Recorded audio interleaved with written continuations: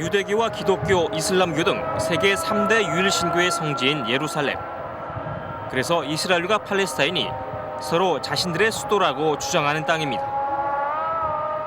예루살렘 성곽의 서쪽 벽인 이른바 통곡의 벽.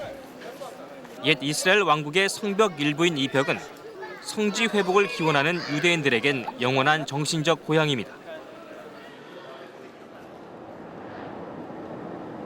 예루살렘에서 자동차를 타고 북쪽으로 20여 분을 달리면 유대인들의 집단 거주지인 베텔 정착촌이 눈에 들어옵니다.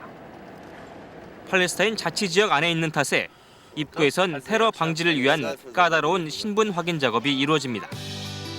하느님의 집이란 뜻의 베텔 정착촌이 세워진 것은 30년 전인 지난 1977년 신앙심이 깊은 유대인 17가족이 처음 서안지구 한복판에 자리를 잡았고 이제는 900여 가구 6천여 명으로 인구가 늘었습니다. 이들은 이곳이 성경에서 하느님이 이스라엘 민족에게 준 약속의 땅이라고 굳게 믿고 있습니다. 저 뒤로 보이는 곳이 팔레스타인 자치정부의 임시 수도인 라말라입니다. 이곳에서 직선거리로 불과 1km밖에 떨어져 있지 않습니다. 이렇게 팔레스타인의 핵심 지역에 위치하고 있기 때문에 이곳은 늘 테러 위협에 노출돼 있습니다. 정착촌은 테러로 얼룩져 왔습니다. 총격 사건과 로켓 공격은 물론 수시로 자살 폭탄 테러도 이어집니다. 팔레스타인 사람들에겐 자신들의 땅에 들어와 있는 정착촌이 눈엣 가시 같은 존재이기 때문입니다. 올해 58살인 요엘 씨도 이 정착촌에서 끔찍한 테러를 겪은 사람 가운데 한 명입니다. 그는 정착촌 건설 초기인 지난 1979년 결혼 2달 만에 이곳으로 이주했습니다. 성경에 적힌 대로 하느님이 주신 땅을 되찾아야 한다는 신앙심 때문이었습니다. אבל אנחנו, ארץ ישראל שייכת לעם היהודי, וארץ ישראל תהיה כולה של העם היהודי. בשנים האלו, טוב, אם לא, בעוד 10 שנים, בעוד 50 שנה, בעוד 100 שנה, בעוד 300 שנה. 정착촌이 건설된 것은 이스라엘이 3차 중동 전쟁으로 팔레스타인 땅을 점령한 1967년 이후입니다. 점령 지역을 실질적으로 통치할 필요가 있었던 이스라엘 정부가 성지 회복을 꿈꾸던 종교인들을 내세워 점령지 각지에 정착촌 건설을 장려했기 때문입니다. 이후 8명의 자녀를 낳고 행복하게 살던 요엘 씨에게 9년 전 불행이 닥쳤습니다. 자동차를 타고 가던 요엘 씨 가족은 정착촌 부근에서 팔레스타인 테러리스트들에게 무차별 총격을 받았습니다. 테러범들이 난사한 120발의 총탄에 요엘 씨 자신도 큰 상처를 입었고 부인과 어린 아들 한 명은 목숨을 잃었습니다. אז הבן נהרג במקום, זה ראינו פה, והאישה עוד הצלחנו לעשות החייאה ולתת טיפול ועוד להגיע איתה לעין כרם, להדסה עין כרם. בהדסה עין כרם עשו טיפול, ניסו מאוד, אבל... 평생 잊기 힘든 악몽이었지만 요엘 씨는 정착촌을 떠나지 않았습니다. 테러에 굴복해 종교상의 신념과 의무를 저버릴 수 없다는 믿음 때문이었습니다. 나들이에 나선 요엘 씨의 큰아들 메나임 씨 가족. 메나임 씨는 가족 나들이에도 늘 허리춤에 총을 갖고 다닙니다. 보안요원인 직업 때문이기도 하지만 테러로 가족들의 희생을 경험하면서 스스로를 지켜야 한다는 생각이 늘 잠재돼 있기 때문입니다. 베텔 정착촌 내 사격 연습장. 언제 있을지 모를 테러 위협에 대비해 주민들을 대상으로 한 사격 훈련입니다. 사격 연습은 모두 실탄을 이용해 실전처럼 진행됩니다. 훈련을 받는 주민들도 진지할 수밖에 없습니다. 지금 이 훈련이 유사시 자신과 가족의 안전에 직결된다는 생각에서입니다.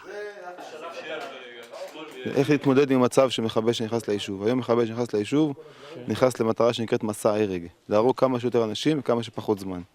המטרה שלנו לאמן אותם שידעו. 밤이 되면 정착촌엔 긴장감이 더 높아집니다.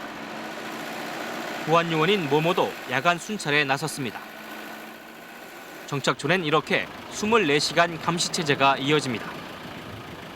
וכמה שזה תראה, מסוכן, אבל זה עבודה, חייבים לשמור על האנשים, ואם לא אנחנו, אז מי יעשה את זה? 이웃 아랍 지역과의 경계 철조망엔 철조망 이상 유무를 감지하는 감지기가 달려 있습니다. 철조망을 살피는 모모의 표정에서도 긴장감이 느껴집니다. 금요일 오전, 요엘 씨가 음식 준비에 한창입니다. 해가 지면서 시작되는 안식일을 맞아 미리 음식을 만들고 있는 것입니다. 신앙심이 깊은 유대 종교인들은 안식일에 아무 일도 하지 않습니다. 요리는 물론 가스레인지 불을 켜는 것도 일을 하는 것이 돼 성경 말씀을 어기는 것이 됩니다. 그래서 미리 안식일에 먹을 음식을 장만해 놓는 것입니다. ככה היהודים עובדים בשבת, ככה היהודים מתנהגים בשבת, שהם לא מדליקים אש. 유엘 씨처럼 정착촌 주민들은 대부분 강한 종교적 신념을 갖고 있습니다.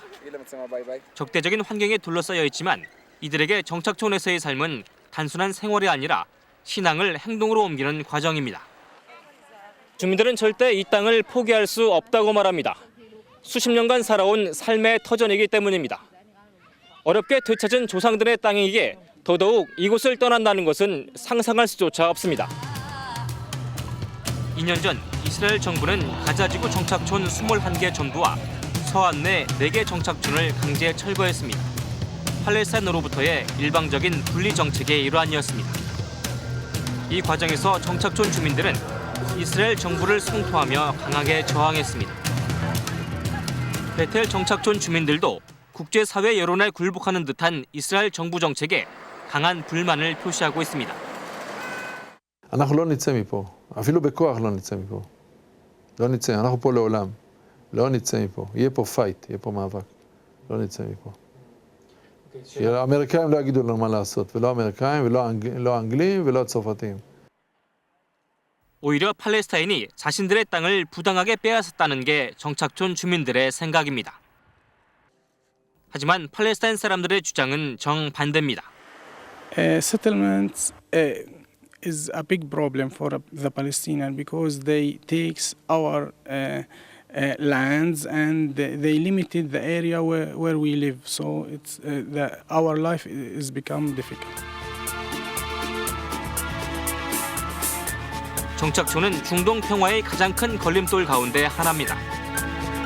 이미 요르단강 서안과 동예루살렘엔 유대인이 43만 명이나 살고 있습니다. 이들은 조상의 땅을 한치도 양보하지 않겠다고 말하고 있고 팔레스타인도 더 이상 물러설 곳이 없다는 입장입니다. 땅을 둘러싼 양측의 주장이 평행선을 달리면서 팔레스타인 분할을 결정한 유엔 결의 60년이 지나도록 평화는 한 걸음도 앞으로 내딛지 못하고 있습니다.